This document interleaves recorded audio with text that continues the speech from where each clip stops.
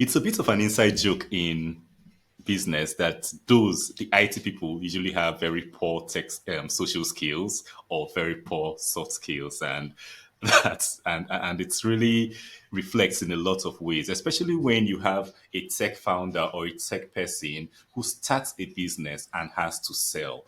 You see that a lot of times, no matter how brilliant you are, no matter how talented you are, not being able to communicate, not being able to connect emotionally with the other person, being able to connect emotionally with your prospects or your clients or even your colleagues. You see a lot of times talented tech people don't get promoted because of that lack of soft skills. So that's what we're talking about today.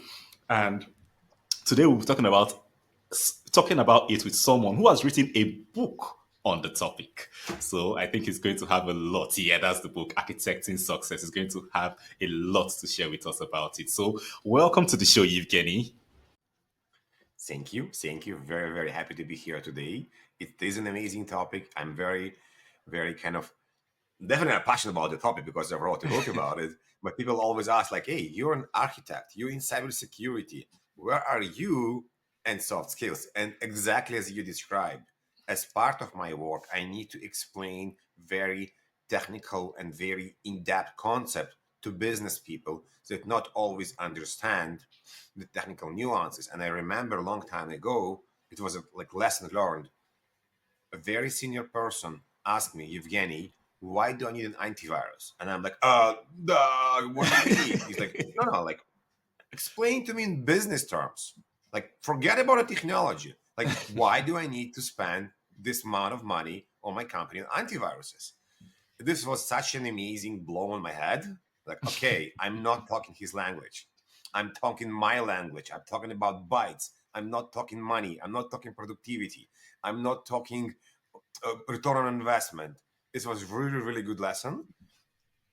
And of course, it's not just the communication part. It's not just the words. It's the connection, is the focus, is the understanding. And unfortunately, with COVID, we lost some of it because we used to be in the same room. We used to be much more focused. Right now, like I have four screens.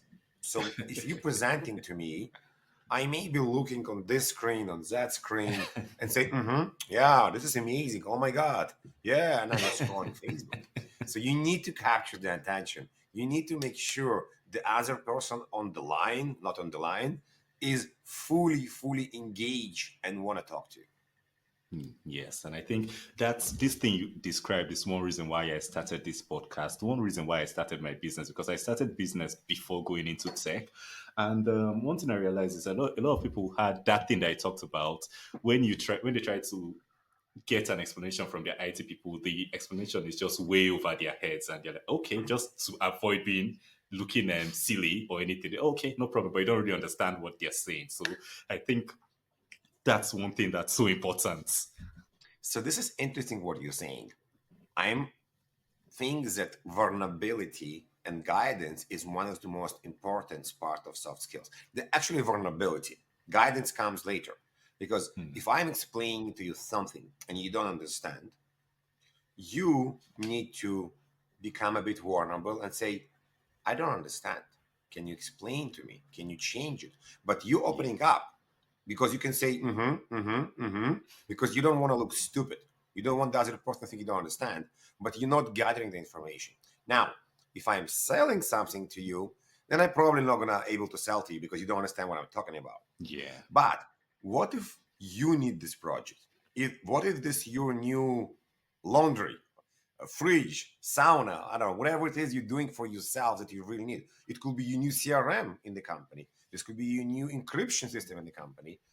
And if you don't understand and you don't want to look stupid and you're not going to open up, it's going to be much harder. Yeah. And definitely, this is why important that the people that present need to look for cues, need to understand your eyes, need to understand your face. Are you rolling your eyes? Are you listening? Are you asking questions? Because you need to adapt. Many people ask me, is this a framework? Can you teach me? Like I can teach you, give you the tools. I cannot give you a framework. I cannot tell you do X, Y, Z, and this is going to Yeah. happen. And I kind of refer to dating. Nobody told us how to date. Nobody told us do XYZ. People told us what you want to think about. Buy flowers, they go to the restaurant, make sure lady, man, whatever who is listening, you kind of have different tools that you can use when needed, but there is no one pass. Yeah. Very true. Very true. So there's something you mentioned while you were giving your first answer about moving to remote work damaging a lot of our soft skills. And I've noticed that too, because you said a lot of us are no longer in the room. We can no longer easily read body language, a lot of things. So apart from so with that now, from your observation, as we've all moved remotely, how can you go deeper into how soft skills have changed with this move to remote work? Yes. So few things. So let's give some examples. Right now, you and me talking. If you guys listening or like watching us, you will see us. You don't really see full Evgeny. No, you don't see really full Peter. So if I will be in the same room with you, I'm gonna have a pen in my hand, and I'm gonna go to the right. You will know I'm writing notes. Yeah. Right now, if I'm going to the right, you may be thinking I'm eating spaghetti because you don't really know what I'm doing. You don't see me. So one thing you have to be much more vocal. You can say, guys, by the way, you may see me from time to time going out of the screen. I'm writing notes. Mm, I have few screens. So you may see me from time to time looking left because I have a bigger screen here. So you explaining to people why you're not maintaining an eye contact. So this is kind of being more explanation about what's happening. Sorry, I cannot be on video today from XYZ, assuming that you are on video. In my opinion, if you are in business and you presenting, selling, whatever it is, explaining, if you providing service to the other human being, you need to be on video. Why? yeah. And I had this conversation with my niece. She's like, Uncle, I'm in grade 12 and we need to do an exam and the teacher wants us to be on video. I'm like, why not? He's like, but it's my privacy. It's like, because you didn't clean your room, it doesn't mean it cannot be on video. But it's unfair. But and like, think about that. If you're gonna go to a class, would she see you? She's like, yes. Would you not concern in privacy when you're in a class? It's like, okay, I got it. So same here. You need to be visible because don't expect the other person to be on video if you are not on video. True. So definitely important. Unfortunately, my lighting is quite poor right now today, so you don't really see me well. But it's something that you also need to concern is how do I look? How's my lighting? Can you see me okay? Do I have sound blasting from the window potentially? So there is many small things that need to come into the account when we work remotely and how we look like. When we were going to a businesses, we probably think about a nice suit, a nice dress, Yeah. nice shoes, whatever is building your attire. When you're working remotely, you want to think about a microphone, you want to think about a camera, you want to think about background. So, for example, again, it's a bit strange lighting today from the sun, so I'm guilty today. But when I join on calls, I actually have a green screen behind me because Mm, my my background is not the best, so I yeah. have a green screen and I can play in this virtual background. And if there's no options, I put a backdrop from a photo to do it as well. So this is some of the things you want to think about it when you work remotely. But not just that. Here's an interesting part. I use a teleprompter right now. I don't know if you use a teleprompter or not, but I'm have the ability to look right into your eyes. Even so, my teleprompter is mirror to my laptop that's on my left. So in theory, I can watch my laptop. I will see your eyes, but you will see the right face on Evgeny. So I'll have an amazing eye contact, and you will say, "WTF? Like, why are you talking to his ear?" So it's not a good communication. Yeah. The other part, because you have so many screens, because by definition your Outlook will be open, your Gmail will be open, LinkedIn, Facebook, somewhere on other screens, your focus is really poor. So if I cannot grab your attention very quickly, if I cannot relay information to the way you want, I'm gonna lose you. How? Do research. Look on what people background. Go on LinkedIn. Check what they do. Maybe they went to the same university. Check Facebook. Don't be a creep. Please don't be a creep. Don't join the call and tell someone, "Ooh, nice yacht you have there in Florida." Like be respectful to what they do. But in the same time, it's so easy to understand that the person went with you in the same school. They may like the same football team as you. Many other small, tiny things that may engage in the conversation. And you mentioned about technical folks. I guarantee to you, every technical person you meet, as close as they are, they still have a hobby. They still maybe like to build ships back home, whatever they want to do, and they will be happy to talk to you about that. If you were able to find the pain point, or the not pain, the fun point, and let them open up. Amazing, amazing. And I think that thing you talked about your niece being anxious, having to do a video call for her school this day, it's something a lot of people face, especially when coming online. And those tips you drop so are really, really, really important, really useful too. Um, Especially with the many screens, everything that we have going on around us. So now a lot of business owners and professionals like your niece struggle with anxiety when speaking online or maybe having to do a presentation or anything. So what strategy do you recommend so they can Did you just overcome did you this? just stole this idea from my head or what? I was, so this is actually an important part. And when I was writing the book, I introduced two ideas: one, Mm, fear, and second, burnout. And my editor told me, Evgeny, this is not soft skills. I was like, but they are. He's like, but they're not. I'm like, okay, how about there are soft skills and where we use soft skills? So, for example, video setup at home is not soft skill, but mhm. we need to learn how to use it if we're able to use our soft skills. So we have soft skills and we have places where we use soft skills, for example. Now, if I want to train you how to ride a bicycle, okay, and I teach you everything about the bicycle, but I don't give you the bicycle, you're not able to run and compete with the bicycle. Why I'm saying this? Because fear is one of this enablement. I can teach you how to be the best presenter, how not to use filler words and have pauses, how to use your voice correctly, how to take present and understand what's happening. And then I tell you, Peter, tomorrow we have a presentation and it's a board presentation. It's a very important. Don't screw it up, because if you screw it up, we're going to lose the business. You're going to automatically go to panic mode. And here's a couple of things. In most cases, when you're panicking, your breathing become faster. Yeah. And if you look on the average breathing pattern of a human being, it's about 10 to 12 breaths per minute. If you're running, it's on stopping going to be like 30, 40. But if you're panicking or in anxiety, like a real anxiety, not like inside, you're gonna be more. What if we do a few things? One, help you to teach how to relax yourself and get yourself to more relaxation zone. So I'm not talking about meditation right now. I'm talking about type of meditation. Are you familiar with box breathing?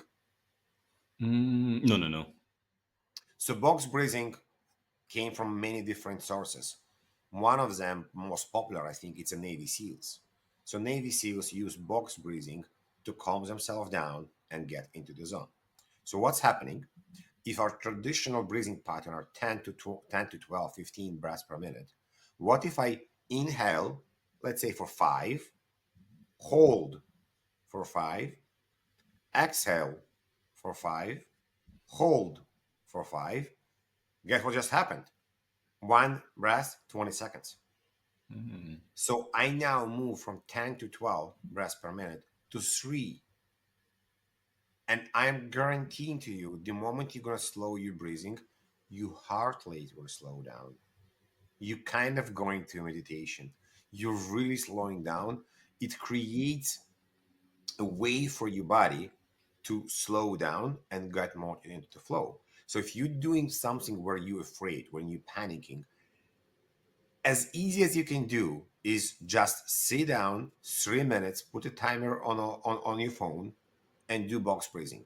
Don't do 5, do 3, do 4 of each of them, but just do it for 3 minutes. You will feel the difference how your entire body just slowing down and going more to the flow. You can do it longer. You can close your eyes. There's many different options to do it. The other technique for breathing, it's yoga breathing, the one the easiest one. It's called 1 to 2.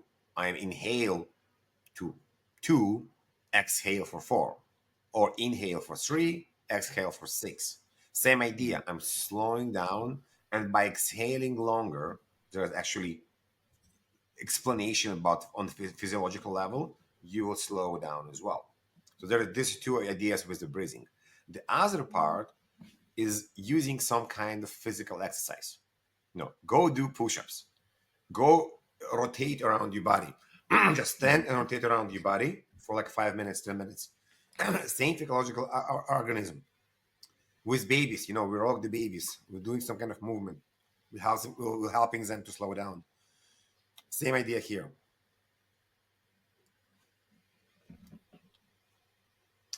So there is techniques to do this. Now, I do want to add one part.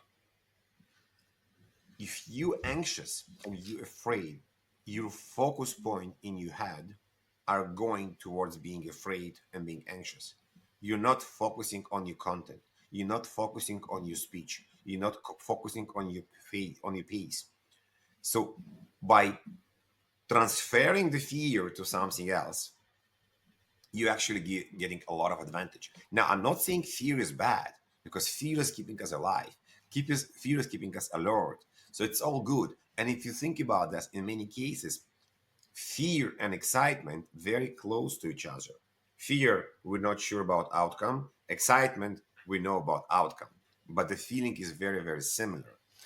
And the bigger the audience, the bigger the deal, the more fear you have. And you're going to climb this ladder. You're going to present to 2 people, 5 people, 15, 50, 100, 2,000, and XYZ. Same with the deals.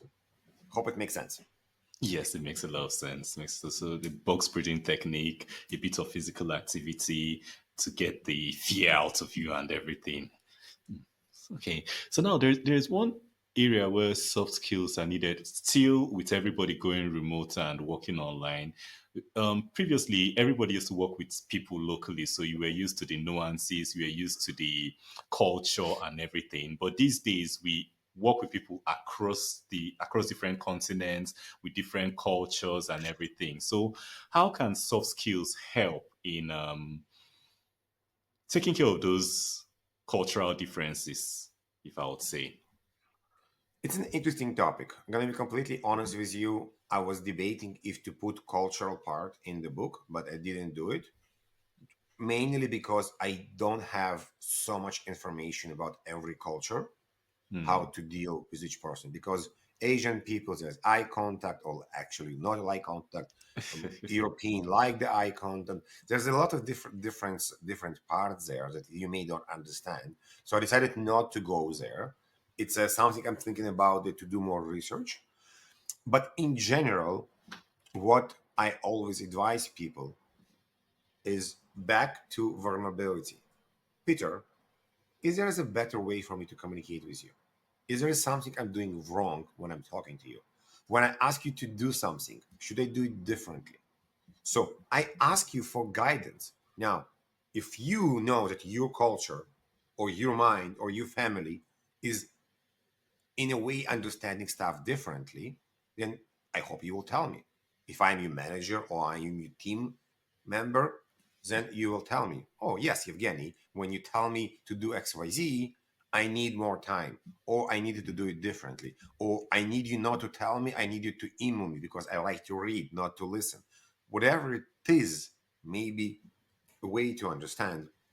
I like the idea of basketball analogy.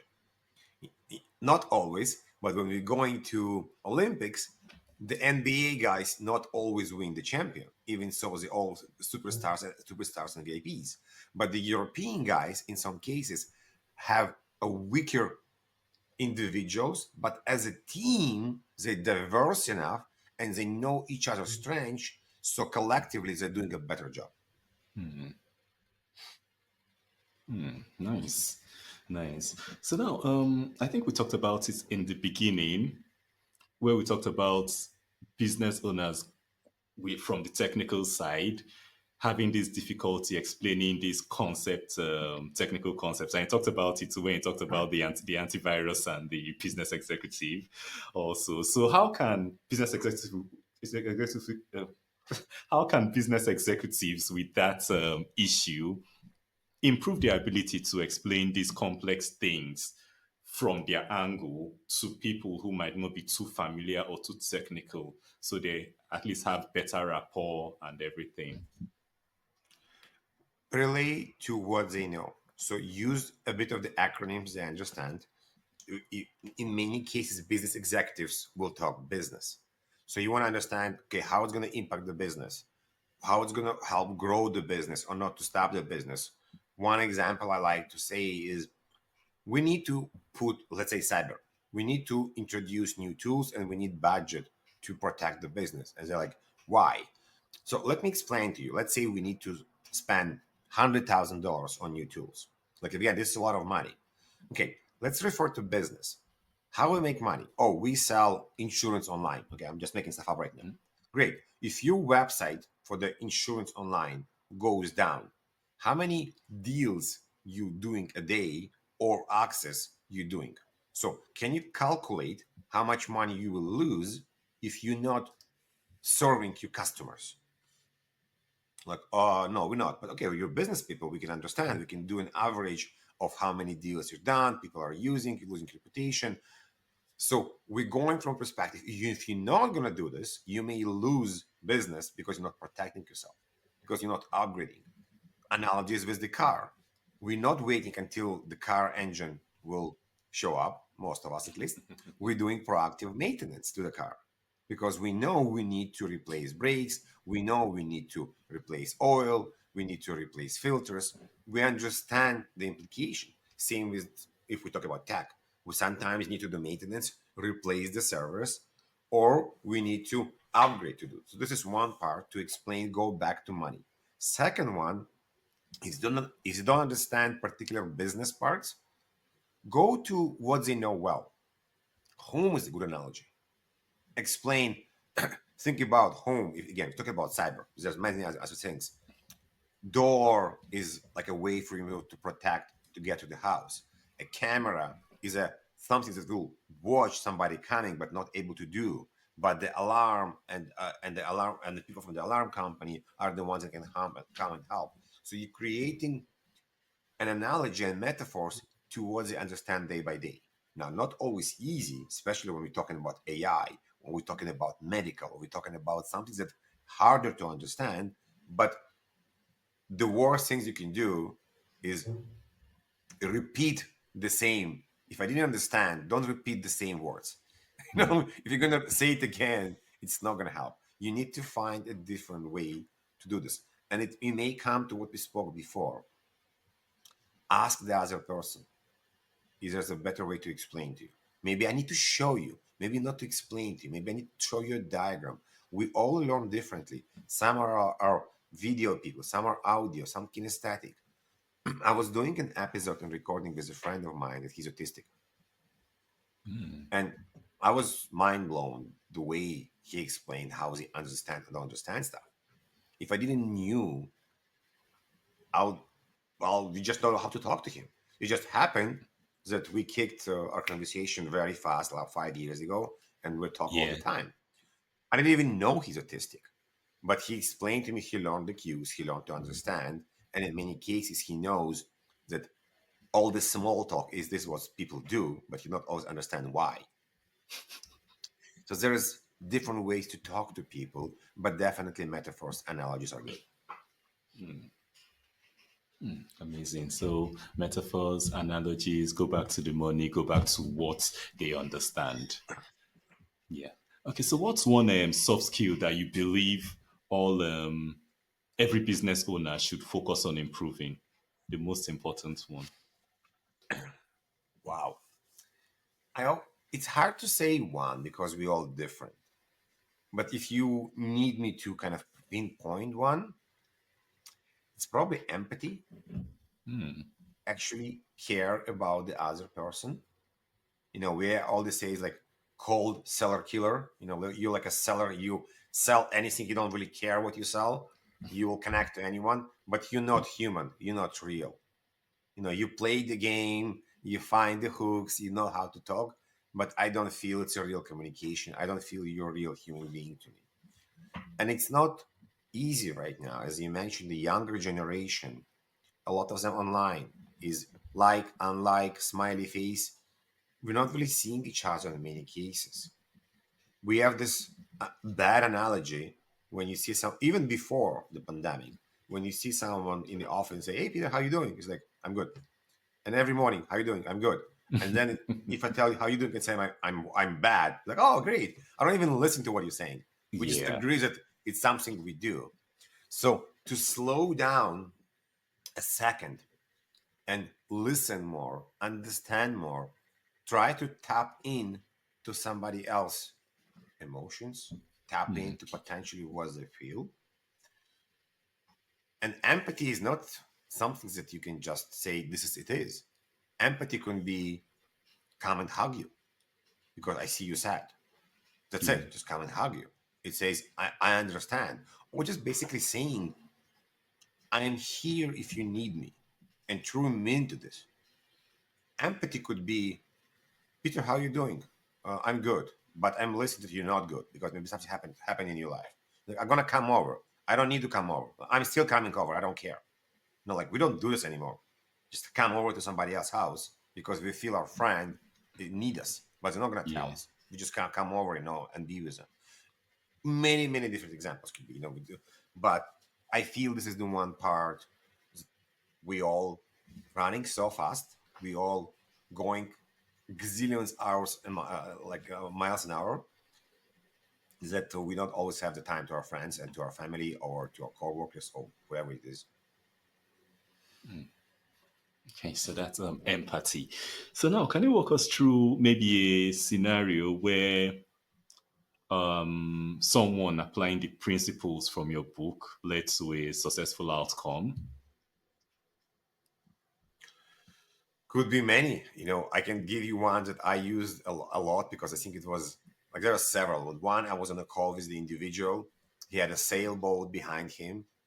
And in the first minute, I asked him, "What's up with the sailboat?" And he's like, "Oh, I like sailing. I have a sailboat." Like, "Oh, I just came back from a trip from Croatia. I was sailing there as well." Apparently, he liked racing. He's just finished a 24 hours race by himself. He won the Mm. race. We spoke half an hour about sailing. Even so, the call was about business. Wow. Like, there was no business on this call. But what happened later, he told me, "Evgeny, how about you come next week, sail with me?" Like, "I will." I came back next week. We went sailing and we spoke 2 hours about business. Wow. So this was one way. Another interesting example was, I joined a call and I knew the guy. I spoke with the guy long, long, long time ago during a different business. And when we joined the call, the first thing I told is like, "Dan, I know you, but you don't know I know you." He's like, "What do you mean?"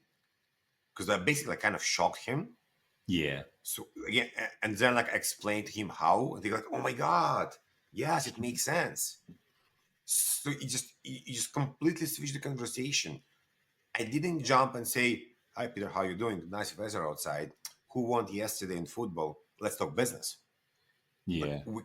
I found something else to talk about. I found something different to connect with the person about.